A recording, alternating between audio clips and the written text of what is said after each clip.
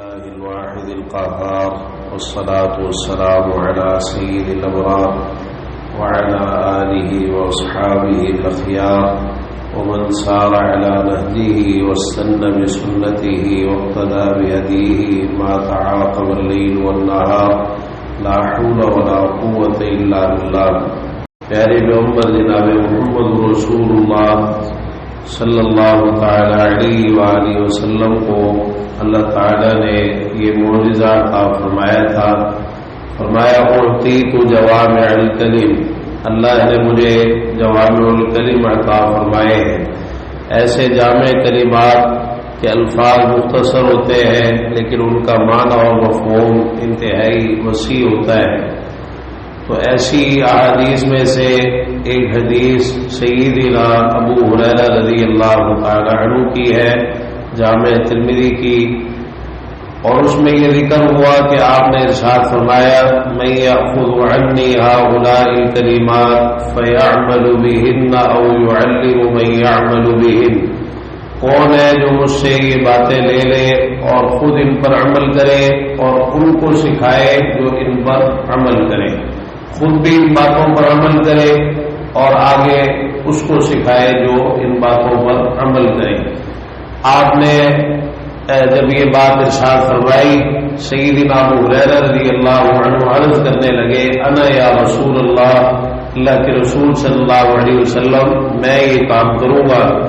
فرماتے ہیں فأخذ بيدي فعد خمسا، آپ نے میرا ہاتھ پکڑا اور 5 کا عدد شمار کیا. فرمایا اتق المحارم تكن اعبد الناس، سب سے پہلی بات کہ حرام کاموں سے بچ جاؤ، تم سب لوگوں سے زیادہ عبادت گزار ہو جاؤ گے. دوسری بات وارض بما قسم اللہ لك تكن اغنى الناس، اللہ نے جو تمہارے لیے تقسیم کر دیا ہے اس پہ راضی ہو جاؤ، سب لوگوں سے زیادہ مالدار ہو جاؤ گے. تیسری بات وَأَحْسِنْ إِلَى جَارِكَ تَكُنْ مُؤْمِنًا، اپنے پڑوسی اور ہمسائے کے ساتھ احسان کرو تم مومن بن جاؤ گے. چوتھی بات وَأَحِبَّ لِلنَّاسِ مَا تُحِبُّ لِنَفْسِكَ تَكُنْ مُسْلِمًا، لوگوں کے لیے وہ چیزیں پسند کرو جو اپنے لیے پسند کرتے ہو، تم صحیح مسلمان بن جاؤ گے. اور 5ویں بات وَلَا تُكْثِرِ الضَّحِكَ، زیادہ نہ ہنسا کرو، فَإِنَّ كَثْرَةَ الضَّحِكِ تُمِيتُ الْقَلْبَ، اس لیے کہ بلا شبہ زیادہ ہنسنا دل کو مردہ کر دیتا ہے. یہ 5 باتیں اس حدیث مبارکہ میں آپ نے ارشاد فرمائی جو انسان کی زندگی کے بہت سارے معاملات کو سمیٹ دینے والی، بلکہ ان میں سے ہر بات ایسی ہے کہ اگر اس پر عمل کر لیا جائے تو دین کے بہت بڑے حصے کے اوپر عمل ہو جاتا ہے.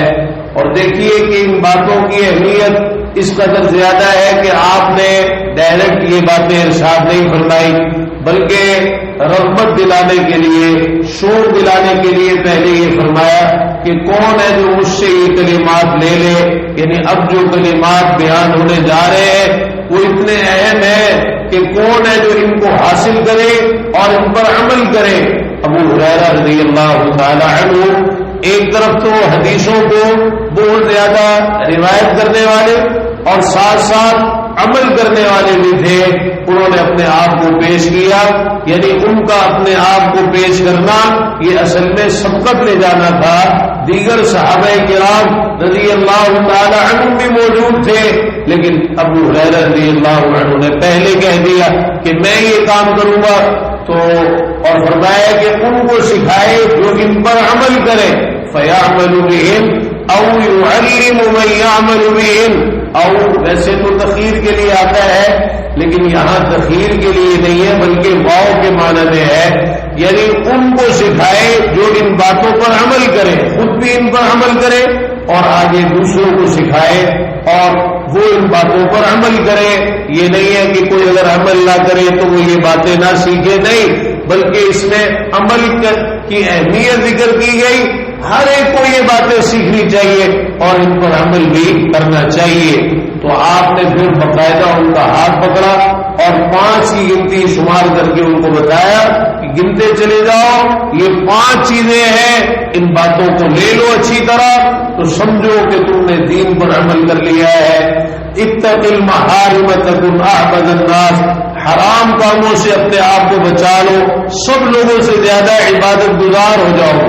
معاملہ یہ ہے کہ ایک طرف انسان عبادات تو کرتا ہے، نمازیں بھی پڑھے، روزے بھی رکھے، زکوٰۃ بھی دے دے، حج کے لیے بھی اگر توفیق ملے چلا جائے، لیکن دوسری طرف گناہوں کو چھوڑنے کا جو معاملہ ہے، حرام کاموں کو ترک کرنے کا جو معاملہ ہے، وہ بھی انتہائی ضروری ہے.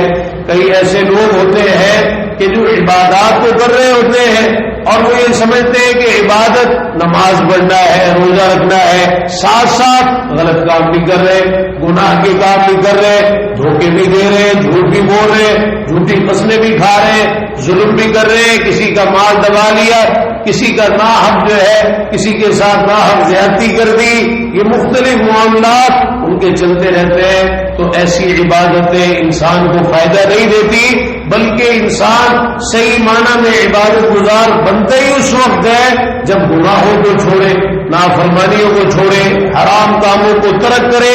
تو آپ نے سب سے پہلے اسی نقطے کی طرف اشارہ فرمایا کہ حرام کاموں سے بچ جاؤ. وہ کام جن سے اللہ نے منع کر دیا، اللہ کے رسول صلی اللہ علیہ وسلم نے منع کر دیا، وہ حرام کام ہے، ان سے اپنے آپ کو بچا لو.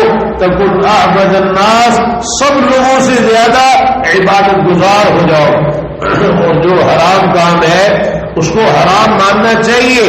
ہمارے ہاں یہ بھی ایک بڑا قابل افسوس معاملہ ہے کہ بہت سے لوگ گناہوں اور نافرمانیوں میں مبتلا ہوتے ہیں، لیکن ان کے حوالے سے تعویلیں کرتے ہیں، اپنے لیے رستے نکالتے ہیں. کئی ایسے گناہ موجود ہیں وہ مانتے ہی نہیں کہ یہ حرام ہے، اور اپنے لیے تعویلیں کر کر کے اس کو جائز کرنے کی کوشش کرتے ہیں. تو یہ رستہ اس سے بھی زیادہ خطرناک ہے. کسی حرام چیز کو حلال سمجھنا یہ انسان کو کفر تک لے جانے والی چیز ہے، انتہائی خطرناک. تو گناہ اور نافرمانی، حرام کام، اس کو حرام ہی سمجھنا چاہیے، اس کو گناہ ہی سمجھنا چاہیے، اس کو نافرمانی ہی سمجھنا چاہیے، اور پھر اس کو ترک کر دینا چاہیے. انسان کوشش کرے کہ گناہوں کو چھوڑے اور میں سب لوگوں سے زیادہ عبادت گزار ہو جاؤں، اللہ کی تقسیم پہ راضی ہو جاؤ، سب لوگوں سے زیادہ مالدار ہو جاؤ.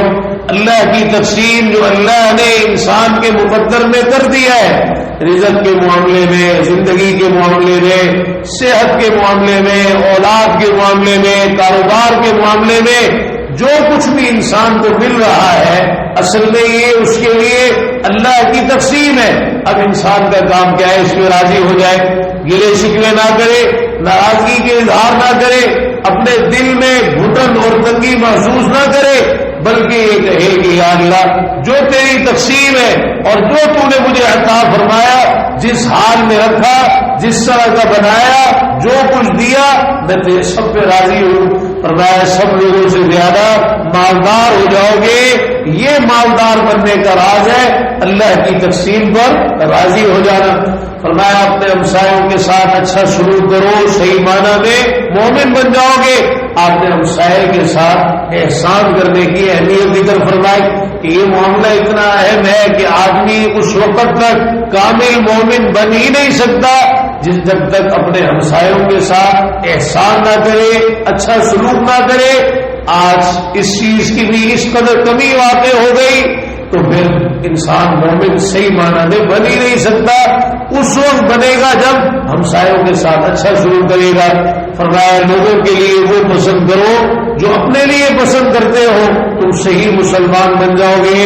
ہر معاملے کے اندر، کھانے پینے کے معاملے میں، اخلاق کے معاملے میں، لین دین کے معاملے میں، جو چیز اپنے لیے پسند کرتے ہو وہی لوگوں کے لیے پسند کرو. اس میں آپ نے پورے اخلاق حسنہ کو سمیٹ کر رکھ دیا ہے کہ اگر تم چاہتے ہو کہ لوگ تمہارے ساتھ سچ بولے تو پھر تم بھی لوگوں کے ساتھ سچ بولو. اگر تم اپنے لیے اچھی چیز پسند کرتے ہو تو پھر لوگوں کے لیے بھی اچھی چیز پسند کرو. اگر اپنے لیے بری چیز ناپسند کرتے ہو تو لوگوں کے لیے بھی اس کو ناپسند کرو. فرمایا زیادہ نہ ہنسا کرو، زیادہ ہنسنا دل کو مردہ کرتا ہے. ہنسنے سے شریعت نے روکا نہیں ہے، لیکن زیادہ ہنسنے سے روکا ہے، اس لیے کہ زیادہ ہنسنا، ہر وقت ہنستے رہنا اور بہت زیادہ تہتے مار کر آوازیں نکال کر ہنسنا، یہ چیز انسان کے دل پر اثر انداز ہوتی ہے، دل کو مردہ کرتی ہے، اور جب دل مردہ ہو جائے تو پورا انسان ہی مردہ ہو جاتا ہے، وہ چلتی پھرتی لاش بن جاتا ہے جب انسان کا دل مردہ ہو جاتا ہے۔ اللہ تعالیٰ ان پانچوں باتوں پر ان کو یاد رکھنے، عمل کرنے اور حدیث کے مطابق آگے پہنچانے اور لوگوں کو بھی عمل کی ترغیب دلانے کی